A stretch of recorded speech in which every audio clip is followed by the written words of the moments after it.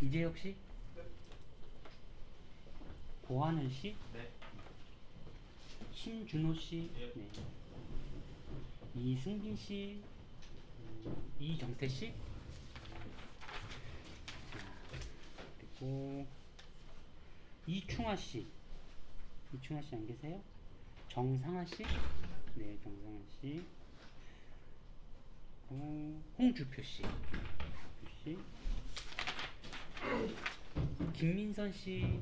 네, 김민선 씨. 김유신 씨. 네, 김유신 씨. 배민열 씨. 네. 네, 배민열 씨.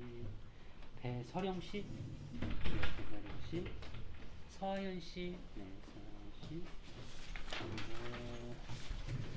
그리고 조대현 씨. 네, 최승규 씨. 어디 가셨어요? 김성수 씨. 김성수 씨. 미스터 마니케. 오케이, 여기요. 오케이. 네? 김성수 씨. 네, 김성수 씨. 안녕하세요. Okay, I will check your attendance once again. 이승빈 씨. 네, 이승빈 씨 아직 안 오셨나요? 이정태 씨. 네, 이정태 씨. 그리고 이충하 씨. 아직 안 오셨고요. 그리고 최승규 씨.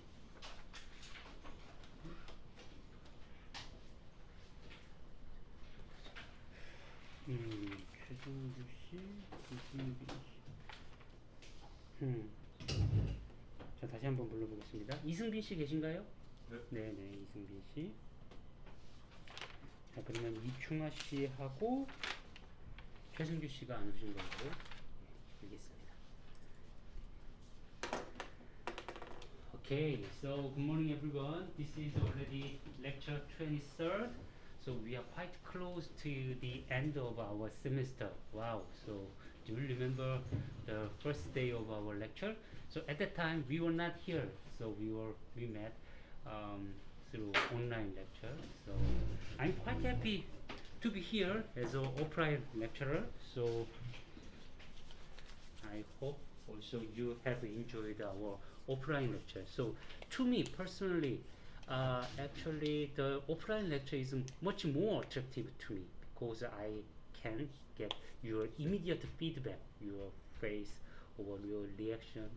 So that was quite good to me. But I have a little idea about what you have felt about our offline lecture. But anyway, if you miss something, but everything is just recorded in our YouTube channel, so you can review our lecture again and again. And if you have any question on the lecture material, then this is always welcome. Yes, so please send me an email, then I can try to answer your question as much as I can. Okay, so then before starting today's lecture 23rd, so first let's have a time to receive your questions. So any question from the students? Okay, so at the end of our previous lecture, lecture 22nd, so one student came to me and asked one important question, so I wanted to share it with you. So at the end of our lecture, we have introduced an equivalent model for MOSFET, so small signal one. Yes. Let's say that we have 3 terminal here. And can you remember the equivalent circuit for this transistor? So let's say that this is source, gate, and drain. And yes, this is just a circuit schematic. However, when we restrict to ourselves to small signal domain, so means that we have given frequency omega, angular frequency omega, and in this case the relationship between small voltage perturbation to each terminal and small current fluctuation as a response of this transistor can be written as this form. So maybe you remember this way. Yes, so now we have still source here and still drain here and gate here. That was our previous conclusion on the model. And you know that, let's say that here we have a certain voltage difference, for example small signal one, so small signal and gate to source voltage. Then if you remember correctly, then we have the voltage controlled current source and its magnitude, the size of our current is given by just Gm multiplied by small signal excitation to the gate voltage.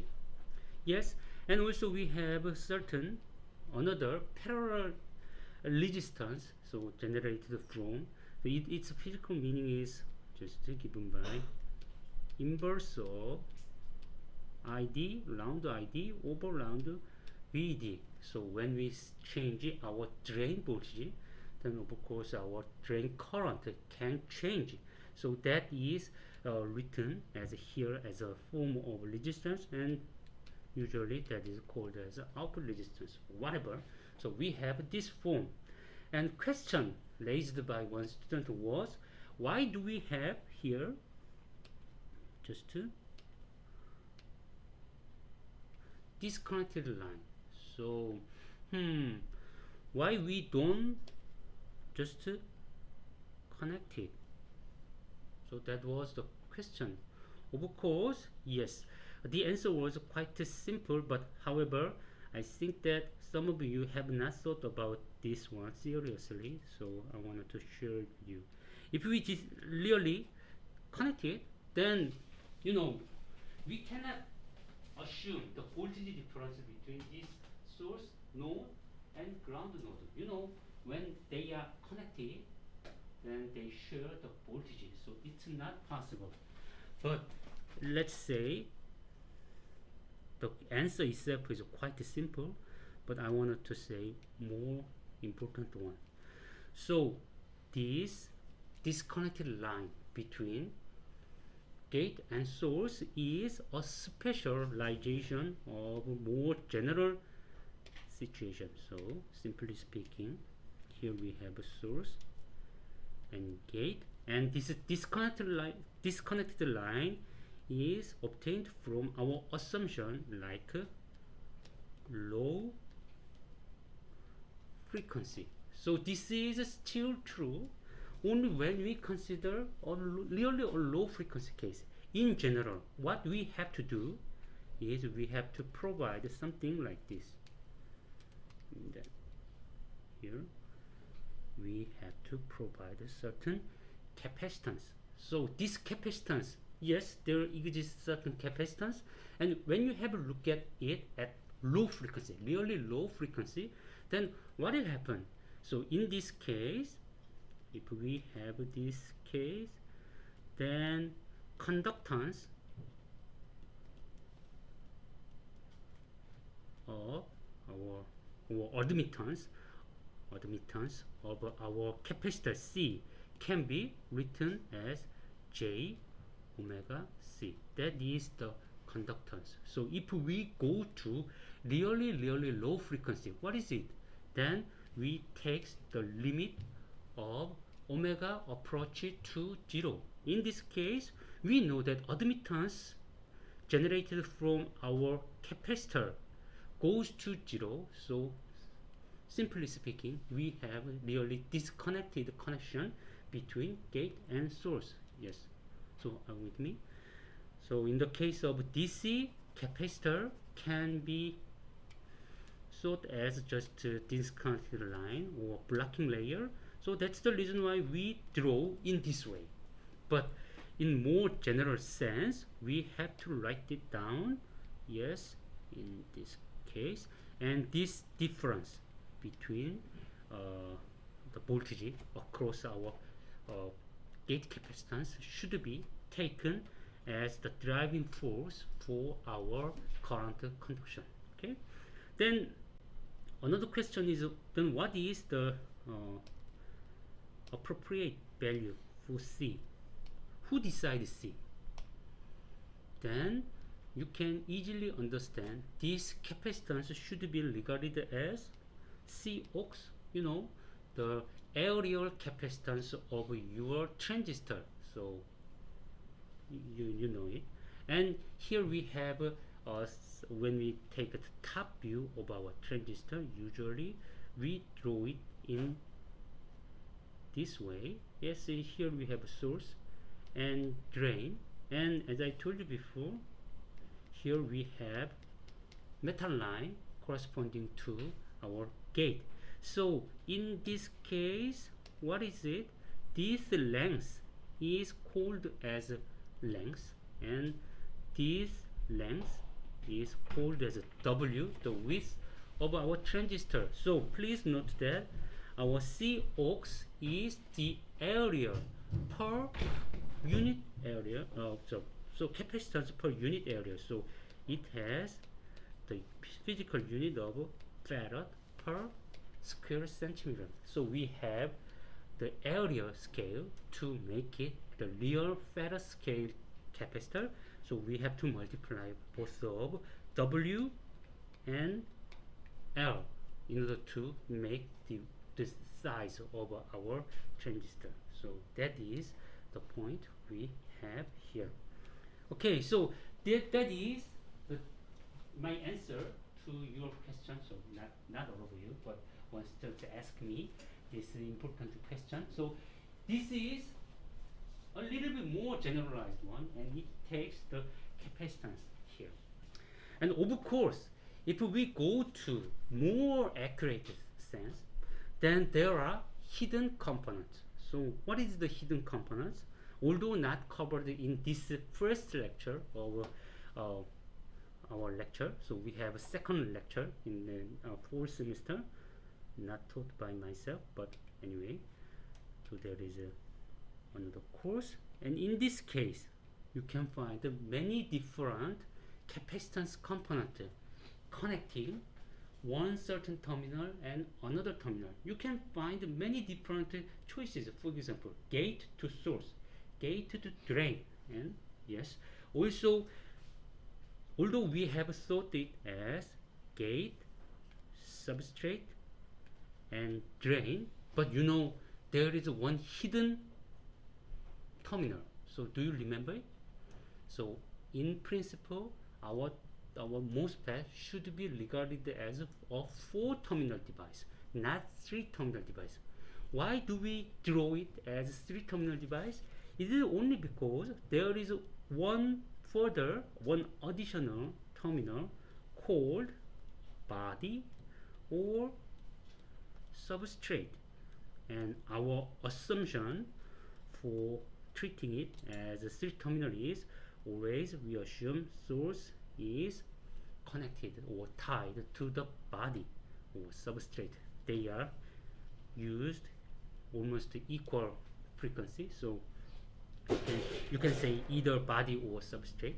And yes, in this case we can think about 3-terminal device, but if you have really 4-terminal device, then you have 4 terminals and they can be also connected through different circuit components. So your although you have just one single transistor, you can find many different components consisting the making the equivalent circuit of this system. Okay, this transistor. So that will be the main topic of the first half of your lecture, next lecture, so in 4th semester. Okay, and that is really critical. Their values are critically important when you consider the case for high frequency application. If you go to high frequency application, so what is a high frequency for our transistor? In this case, we wanted to say that gigahertz can be regarded as high frequency for our transistors. So when I studied this field 20 years ago or more than 20 years ago, at the time gigahertz was the frequency limit which cannot be achieved by our MOS technology. However, during that 2 decades, people have improved our transistor further and further. So nowadays, gigahertz, especially its low value, like 1 gigahertz or 10 gigahertz, this kind of frequencies can be easily achieved by our MOS transistor.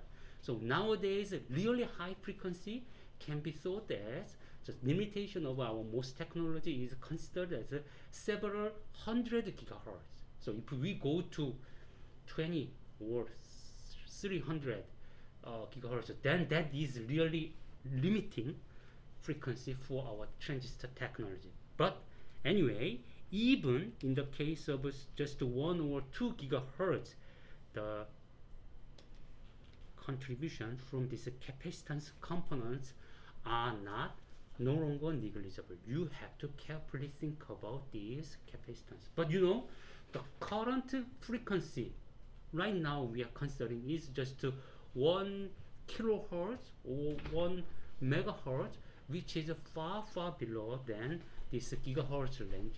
So that's the reason why we can safely neglect these capacitance values. So please note that in general, when you consider small signal model for your transistors, always you should be very careful about capacitance component inside your transistor. Okay, so are you all with me? And final remarks. Since you are some electrical engineer, or at least a candidate for electrical engineers, maybe you can think about the importance of inductance. Okay, we have RLC, and here we have R or current source and capacitors, but we have no inductance components inside it. Why? Is there any reason why we don't have inductance component inside this system? In principle, yes, you have chances to have inductance. However, that really occurs not in this gigahertz range. Inductance becomes critically important if you go to even higher frequency. So that's the reason why when we just consider RF frequency means that just a low gigahertz frequency.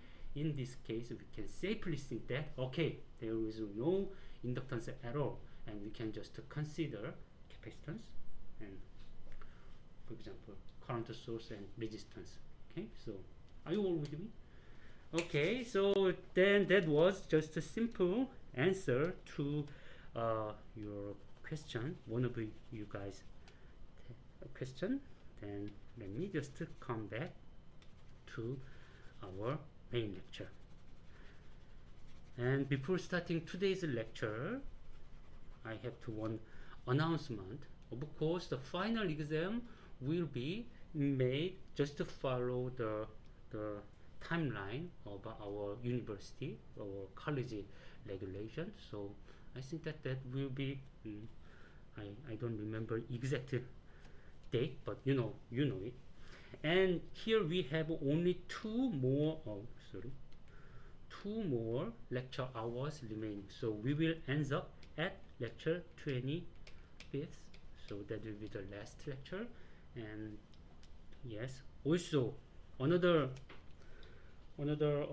announcement is about your score in the midterm examination.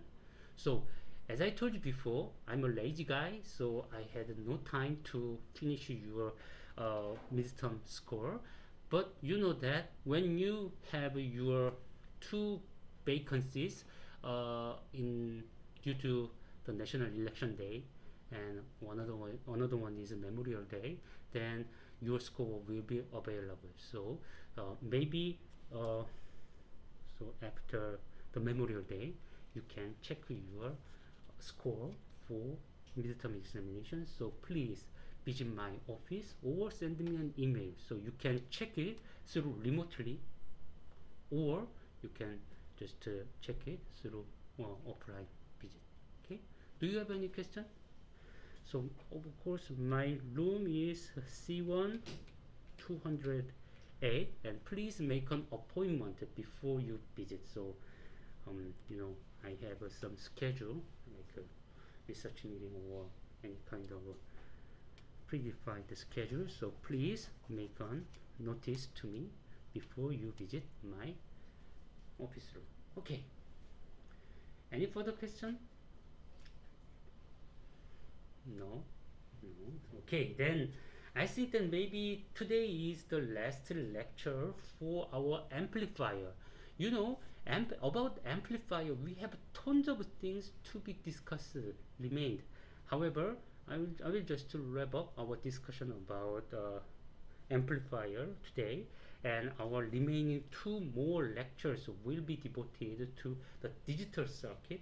So yes, if you have something which is not covered in this course, then please refer our previous lecture. So there are tons of recorded lectures already during several years, so please check it.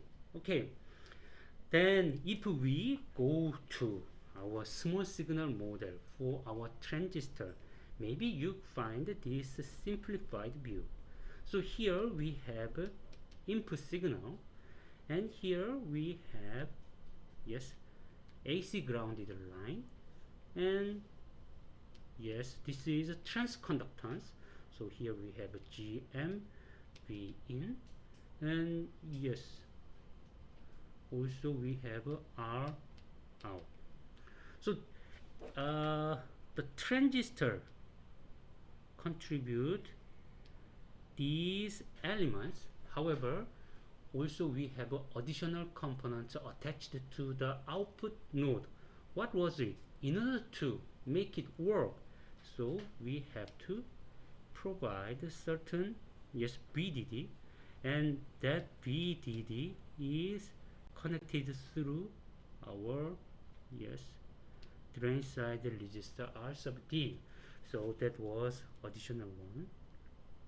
And if you remember our homework, last homework problem, P3 of our homework 22, and now we assume that there exists another one called as a load resistance. So load resistor, and that is also connected through this one. So today's lecture starts from this part. Yes, so up to now we have thought about this single stage. This is, so from the viewpoint of this single stage, so we can say that, okay, there is the former stage which can generate input signal. So you know that we have always thought about this V in is provided from somewhere. For example, I have introduced one example like a microphone or cell phone's receiver. So if the signal comes into our amplifier, then anyhow that information should be processed before processing. Processing here means that amplification. So before taking the amplification, first we have to pick it up, pick the signal up. So that is done by our prior stage shown here. Then now, yes, up to here, anyhow you can generate something. So something means that the signal at this voltage is now controlled by your input signal. So if you insert higher or large fluctuation in this V in, then you will have large fluctuation in this V out. Wow, good. However, please think about the situation. Yes, we have a signal generator and amplifier, and voltage is fluctuating. Then how can you use it? For example, think about really simple example. I'm using this microphone, and I'm saying I'm generating biologically. I'm generating the signal. So wave is generated, and that generated signal is picked up by this microphone. This is really in the electrical world, and my voice is just transferred to the electrical signal. Yes, something inside it. Now that is amplified. Wow. Now we have in a certain part of our this electrical component, voltage is fluctuating. But that is not very useful for our purpose. What is really important to us is first amplifying this one, and finally we use this guy or that guy. It means that here we have generation of signal and amplification of the signal. After that, that should be used by certain thing which is not a part of our amplifier. So simply speaking, this is a microphone of your system, and this is an amplifier, and finally you have a loudspeaker to make it really useful for our purpose. Let's think about another example. Yes, another example means that let's think about a cell phone. Then here the mic, the load of mic is receiver of our cell phone. Yes, we have a microwave or RF signal sent from the external world, and that is received, and this is a really weak signal. Then after that you can just amplify. Yes, now your signal is much larger, so we have a larger one. However, think about your cell phone. Yes, this is the internal structure of your cell phone. Then what did you do is first amplify the voice signal in an analog sense. Then what did you do? Since we are working with this in the digital world, anyhow you will change your analog signal to what? To a digital signal. So you will have analog to digital converter. So simply speaking, yes, you made a really good thing here. At this output node, you have your really valuable information. But if we do not attach our next stage into it, that becomes useless. So we have to consider always the next stage for our amplifier. Then that is done by our, or that is described by our load register. So of course you can say that, oh, loudspeaker, it cannot be just simply regarded as a register. ADC, that cannot be simply considered as a register. Yes, you are right. They have their own complicated internal structure. But please think that from the viewpoint of signal propagation, the only thing important for our voltage is what is its equivalent resistance. Okay, so although we are talking about resistance, so it means that our next stage should be always a resistor. No, our next stage can be really a complicated circuit. But point is, such kind of complicated circuit can be simplified as its equivalent resistance, or in general sense, equivalent impedance. Okay, so of course that can also have a frequency component too. So are you with me about this introduction of a load register in our schematic? So simply speaking, up to now, for example, usually we assume that, or many problems you will solve in final examination will just ask you what is the voltage gain in this case.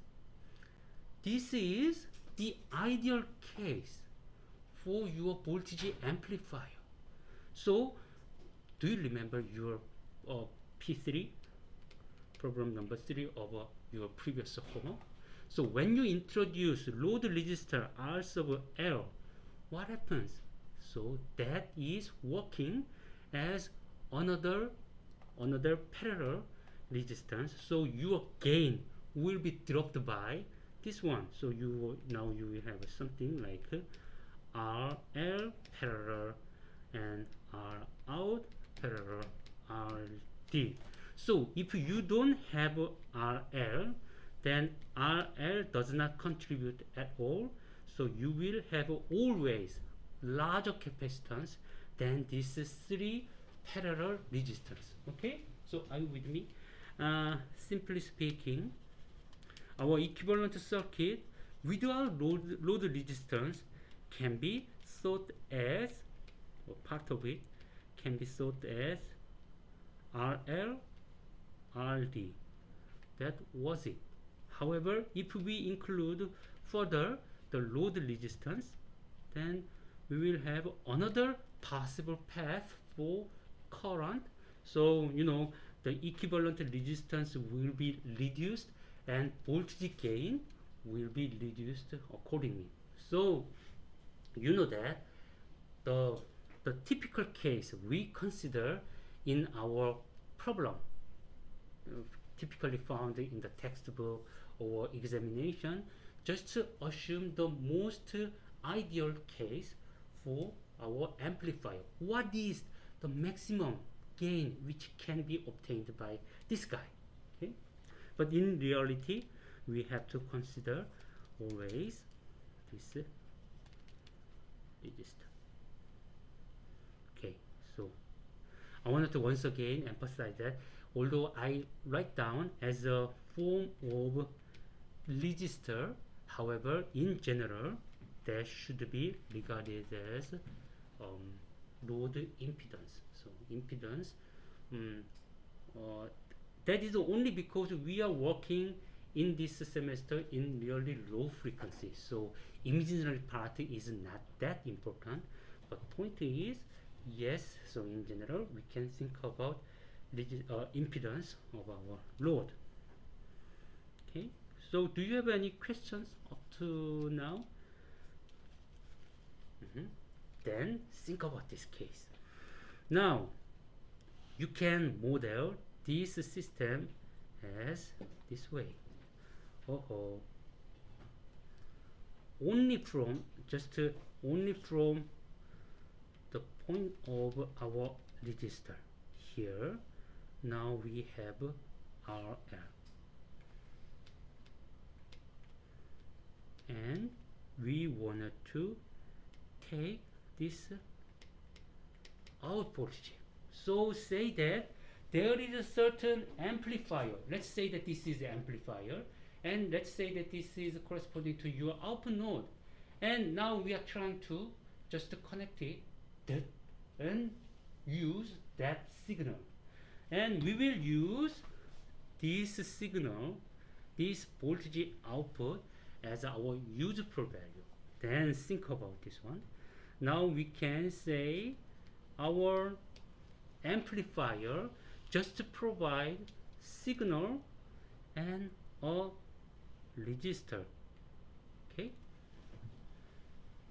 then let's consider the first case. The first case means that usually when you solve your exam problem, then when you solve your exam problem, usually you introduce or you are asked to solve the system where no load resistor is provided. So this is just a disconnected line. In this case, what will be the value of this node? In this case, the value of potential here is exactly corresponding to the amplitude of your equivalent signal source. So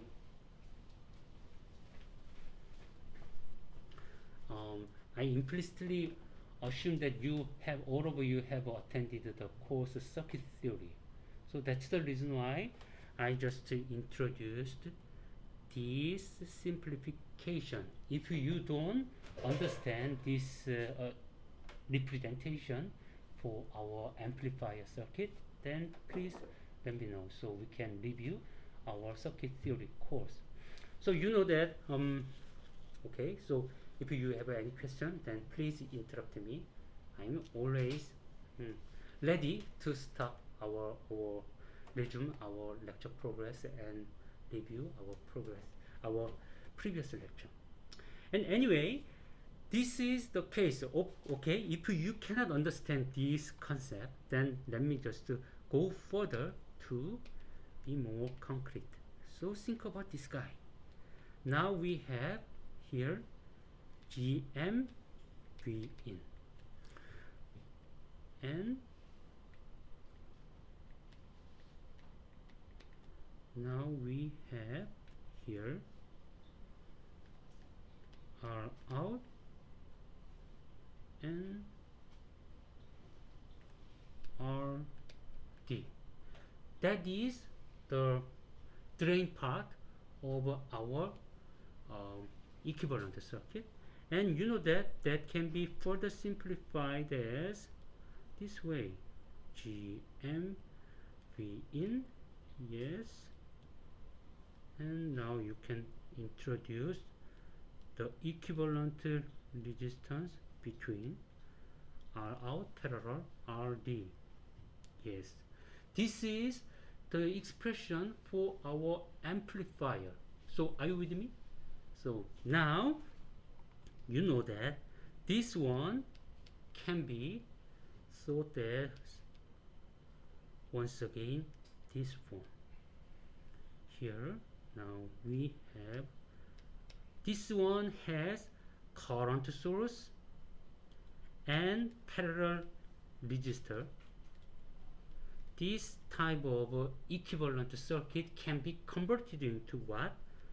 Voltage source and serially connected resistor. And please do it. So how can you do that? Here the resistance itself is equal to the parallel R out and RD. Then how can we generate the same value for our output signal? You know that what was the value for our output node voltage?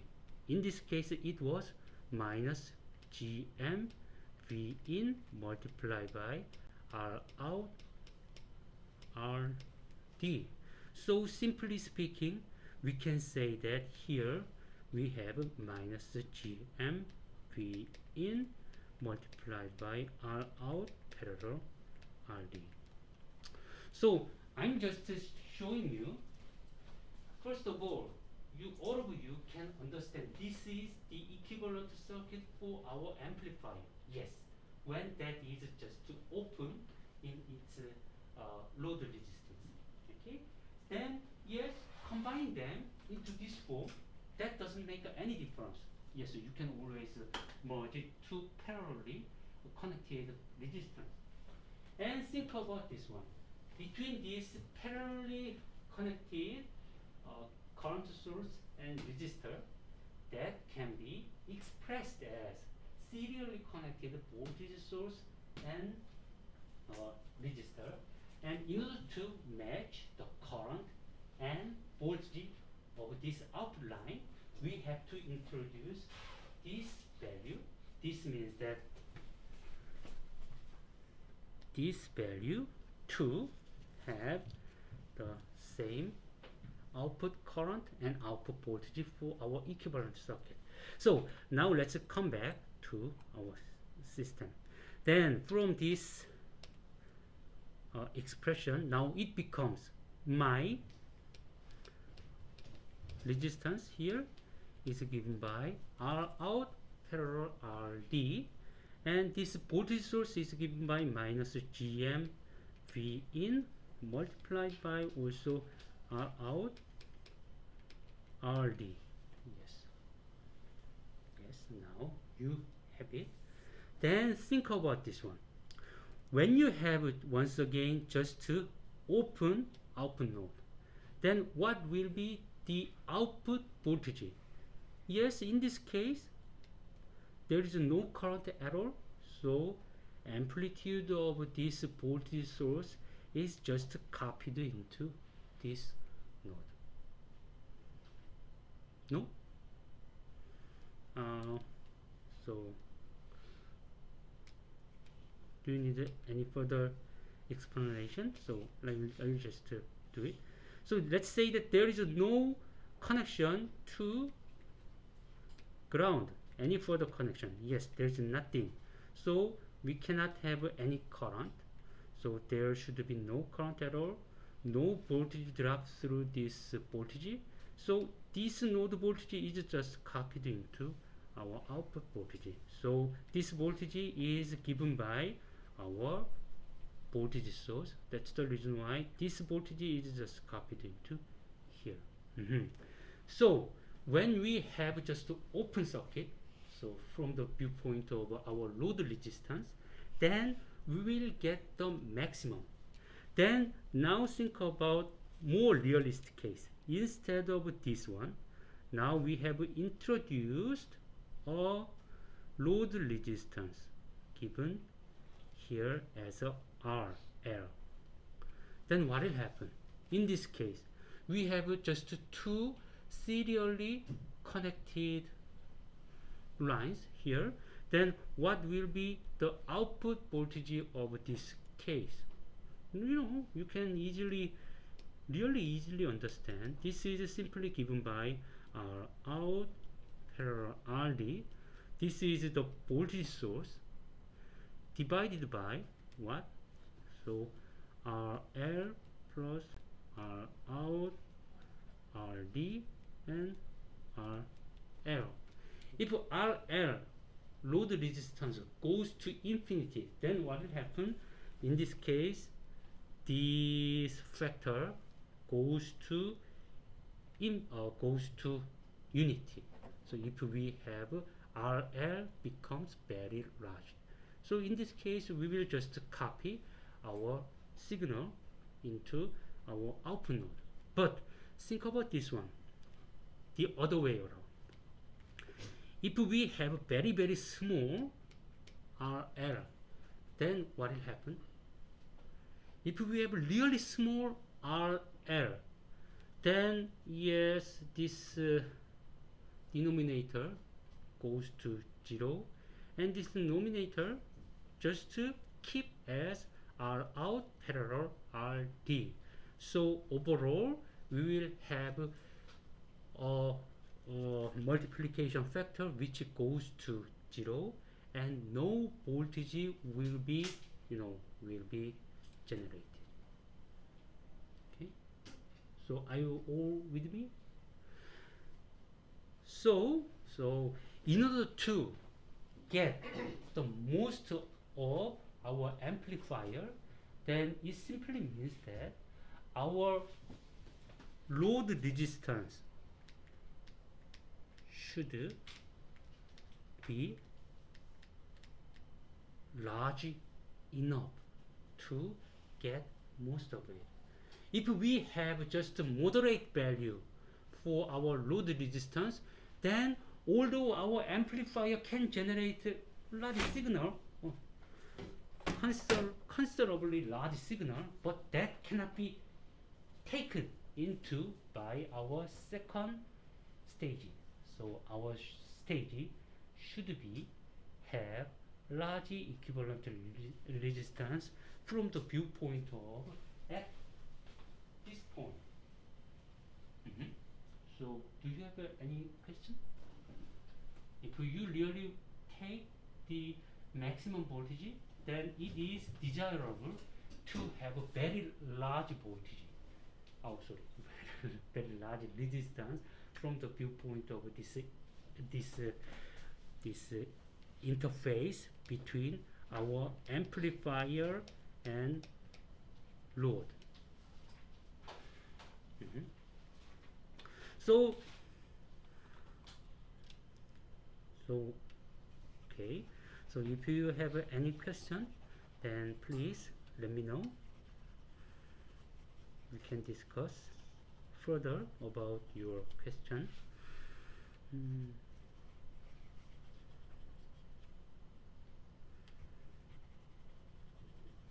no question? Then let's think about this simple case. We have two serially connected amplifier. Or I mean that here. Here we have one first amplifier, and let's say that this one just provide us a voltage gain of 5. Oh, okay. So our small signal is now 5 times amplified, but you don't like it. Actually, you wanted to have a much larger amplification factor. Then what you can do is just to introduce another amplifier. Okay, and let's just make it as a 10 times larger one. So then what will happen to this guy?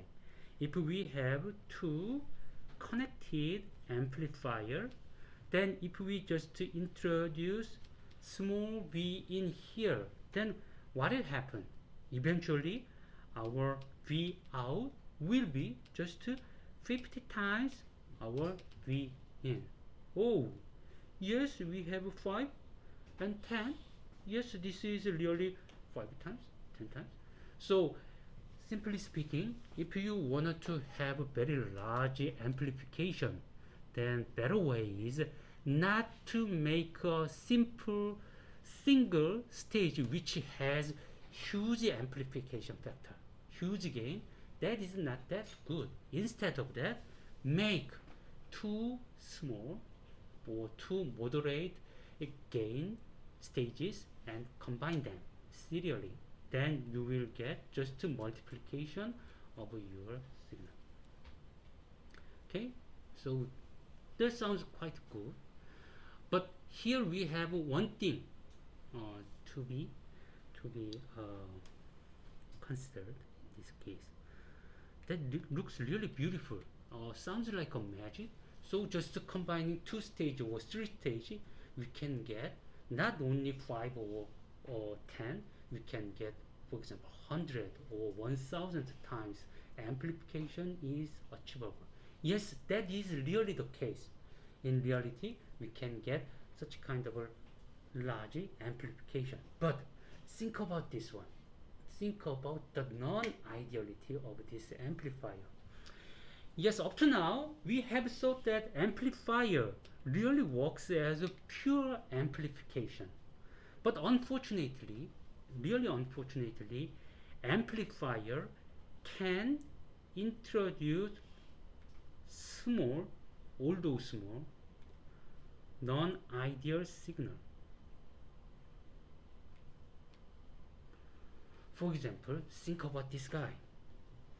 That is a really unfortunate one. But let's think about simple circuit once again. Yes, you have a single stage amplifier here, and now you happen to be 0 input signal. Let's say that you have V in equal to 0. Then what you expect from our idealized discussion is, what is your V out? Yes, that is 0, because whatever you have as a gain, since input is 0, then you will have output 0. So then let me just ask you one further question. Okay, now all of you understand that will be 0, but let me just draw this way, VDD and VDD, and I just provide DC circuit and DC circuit, so serially connected resistances, and yes, just to take the output voltage, drain voltage of our terminal as a function of time. Then what will happen to this guy if we just measure output voltage as a function of time? Time and V out as a function of time. If everything is really ideal, then we will have really a straight line corresponding to the level of V out DC. Yes, that will be the perfect case. However, do you expect this one? Or let's think about this one. Instead of that, so you visit your lab. So you have some experimental lab in our college. Then just you introduce certain battery and take two resistors.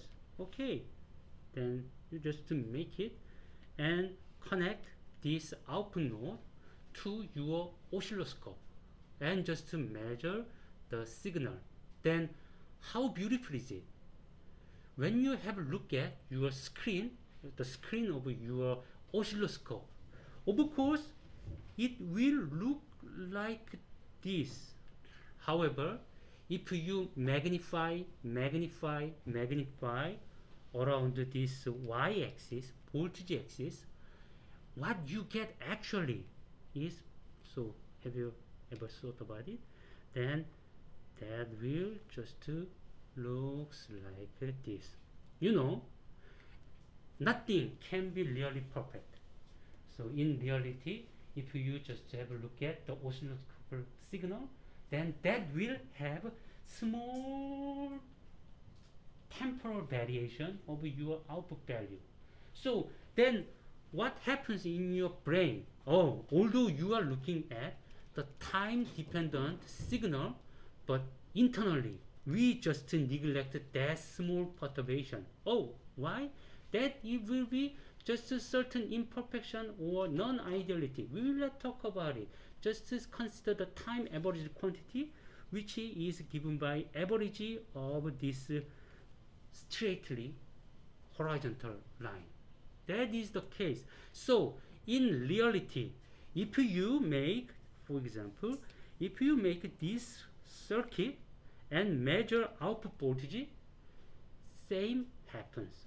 Although you have zero signal because here we have no signal at all, just DC voltage is supplied. However, your voltage will still fluctuate. Something ugly happens inside your amplifier. So that is schematically shown here as my black arrow here, black or blue arrow here. So something unwanted signal is added through the action of your amplifier and through the action of amplifier. Then my question is, yes, let's assume that the amount of unwanted signal is same between this first stage amplifier and second stage amplifier. Then which one should be improved to be reduced in terms of unwanted signal? So I'm just saying that yes, think about this one. I will provide you 4 different cases. So here we have unwanted signal added from first stage and second stage. Then let's say that we have a large unwanted signal and large unwanted signal. This is case 1. And let's say small unwanted signal and large unwanted signal. And large unwanted signal and small one and small one and small unwanted signal. Let's consider these 4 different cases. Of course, which one is best and which one is worst? Yes, this one is certainly best. Amplifier, each amplifier provides us really small unwanted signal. They behave like just ideal amplifier. And let's go to this top line. This one is certainly worst. Yes, because each of our amplifier introduce a lot of noisy signals. Oh, we don't like it. So that is the case. But question is, please make a comparison between two intermediate cases. In this case, the first one is good and second one is bad, or first one is bad and second one is good. Which one is more preferred case for your application? If you wanted to make this unwanted signal appearing this out node minimized, certainly I wanted to say that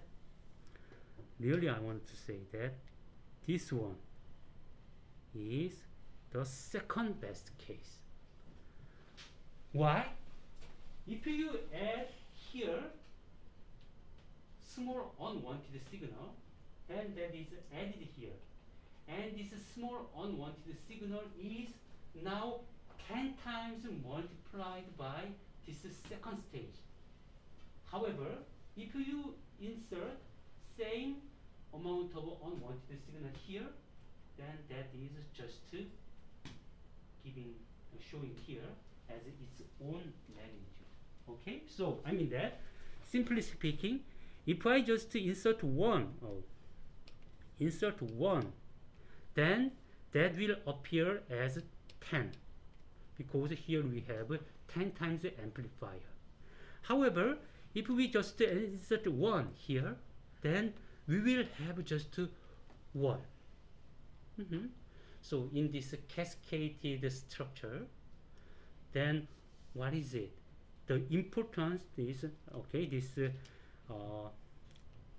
serially connected amplifiers can give us a lot of voltage gain, which cannot be achieved by a single stage. Therefore, we wanted to have multiple stages, but point is, the very first stage at this series should be really clean. I mean that should not give you the unwanted signal. If you have any kind of unwanted signal here, then that signal or that unwanted signal is just act as just a normal signal and amplified quite much. That is a really bad situation. So the first one should be carefully made. So then carefully means that have a property of low noise. So this unwanted signal is typically called as noise. Of course, when you say noise, usually it means that the noise in voice or acoustic wave voice is regarded as a noise. However, in our electrical sense, noise means that electrical noise. So this guy, yes, fluctuation from the ideal signal level is regarded as a noise, and you know that when we have multiple stages of amplifier, the first one should be low noise amplifier. Otherwise, this added noise can be multiplied and you will have a very noisy output out of it. Okay, so do you have any question? Okay,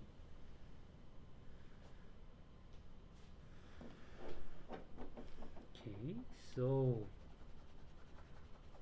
once again, if you have any question related with this contents, then please interrupt me. I'll be more than happy to be interrupted by you.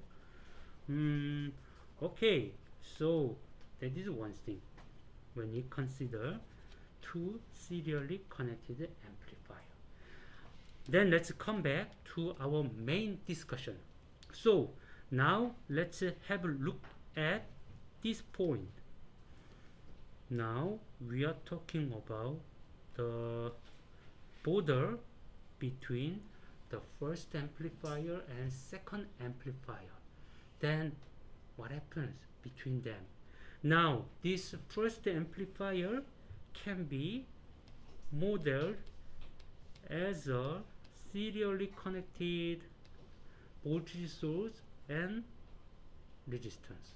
Okay, then how can we consider this amplifier? And let's say that also this amplifier is made of just like this. So let's say that this is the realization of your second stage. Then please try to measure the equivalent resistance shown here. What will be the value of this resistance? That is my question. So if our amplifier really looks like this, then you know that here we have a resistor, and our this point output node is corresponding to the input of our second stage. So output of our first stage is corresponding to the input of our second stage. Then from the viewpoint of our second stage, then what is the resistance seen from this input node? Then if we just extend our small signal model, then we will still have this kind of behavior. Okay, so you can easily understand the situation. And we are now looking at this point, this point, this point. Then please try to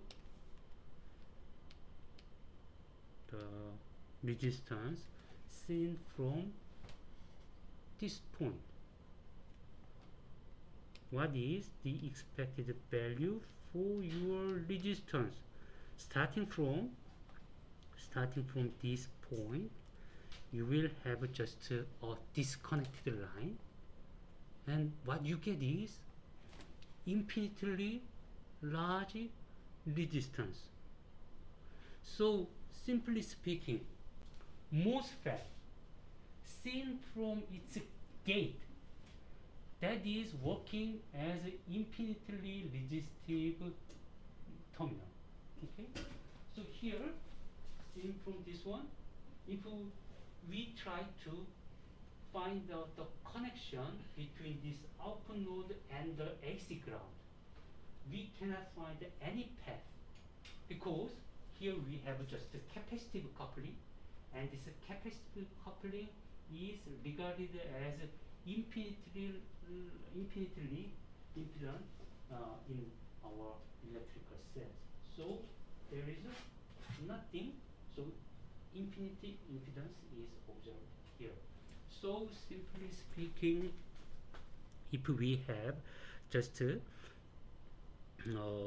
same structure shown here, then it means that this second stage can be regarded as just a disconnected line. Oh, then that is very good. Why? So from the viewpoint of this point, then this can be regarded. So let me just draw the entire circuit once again.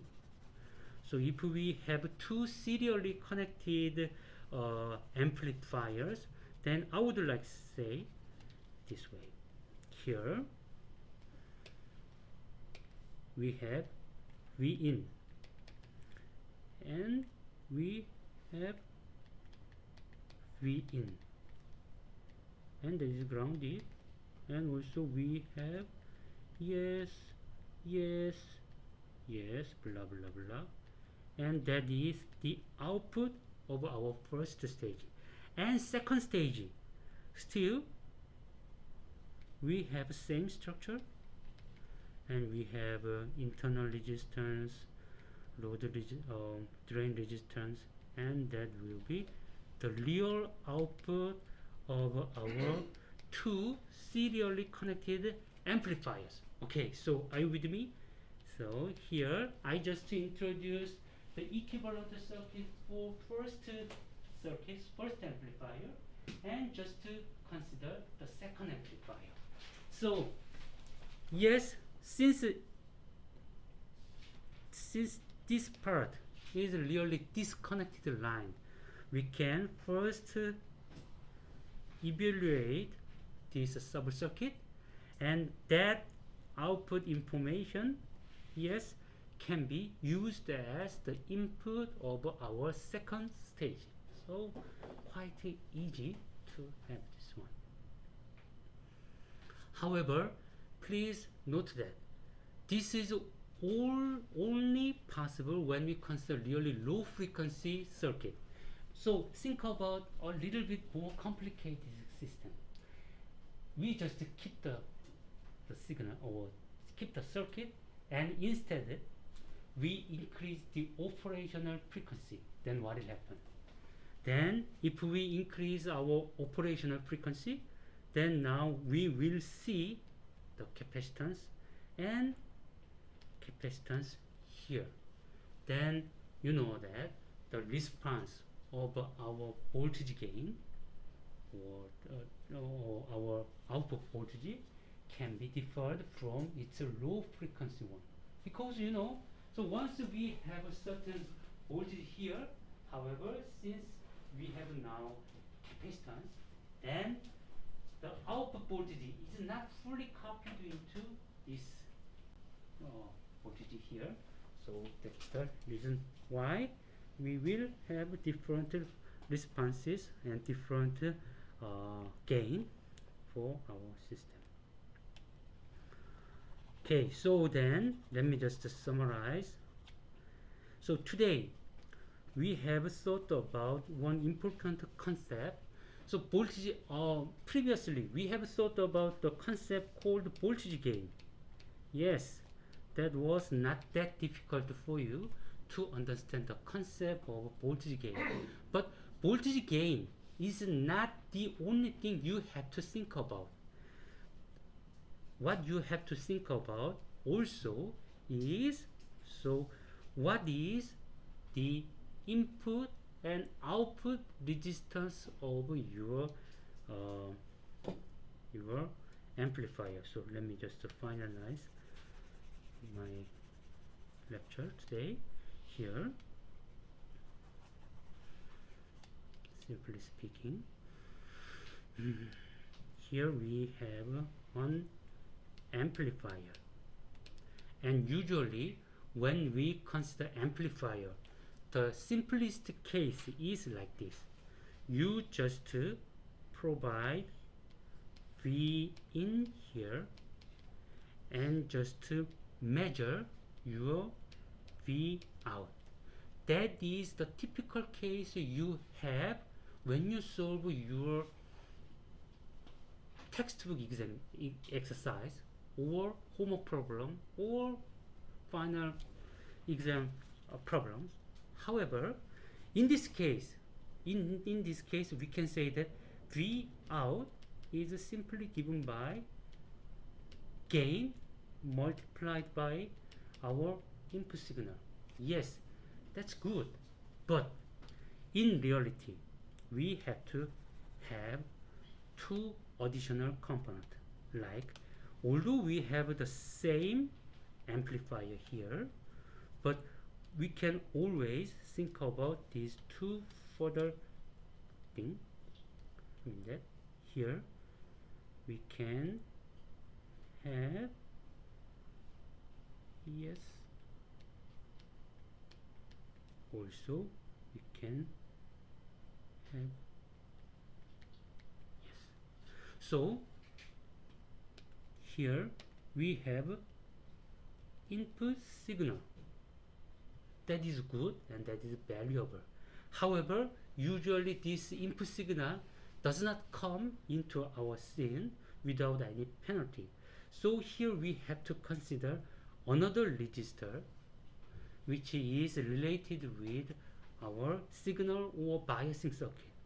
Also, we have to consider another resistance attached to our output resistance. So then our question is, what is the relation between V in and V out? That should be considered in our case. So then actually important thing is, what is the important thing? Internally this transistor or this amplifier can amplify voltage here. And that voltage is, yes, applied, and we can amplify the signal. So simply speaking, what is the important thing is, yes, here we have V in, and it just to provide voltage into this part. If the equivalent resistance seen from this point is infinitely large, then we can have this one becomes a V in. However, let's say that if the equivalent resistance seen from this dashed line is small enough, for example, let's say that this one is given by R in, then what will happen to this internal input voltage? Then this internal input voltage will be given by just V in multiplied by R in plus R and R in. Mean that our amplifier should have a large equivalent input resistance to receive the voltage correctly. Okay, if this one input R in goes to 0, then it cannot receive the meaningful amount of input voltage, internal input voltage. That is not possible. Also, we have still here point here, and here we have RL. Let's assume that RL is given, and when RL is given, then this guy can be considered as, when that is open, then we can have this equivalent circuit. And if this is too large, let's say that this is too large, much larger than our load resistance, then what will happen? We cannot transfer our amplified signal into our V out. So that is also another difficulty. So simply speaking, we have to have two resistances related with our amplifier. That will be called as input resistance and output resistance, and they are really equivalent resistance seen from this input node and output node. In the case of a voltage amplification, our input resistance should be large enough. That would be the ideal case. And how about output resistance? In the case of output resistance, we wanted to have small values, because we wanted to transfer our amplified signal to the external world quite smoothly. Okay, and my final comments on it. Okay, output resistance should be small. Good. Let's just wrap up today's lecture. No. So please note that who decided the voltage gain? Voltage gain was determined by the product between your GM and your output resistance, R out parallel RD. That was the term determining the voltage gain. So if you are just persuaded, okay, small output resistance is always good because that can transfer our voltage to output quite easily. So if you reduce this output voltage too much, then when you just sacrifice your output resistance, you immediately sacrifice the voltage gain. No actual advantages at all. So do not sacrifice this output resistance. That is not the way.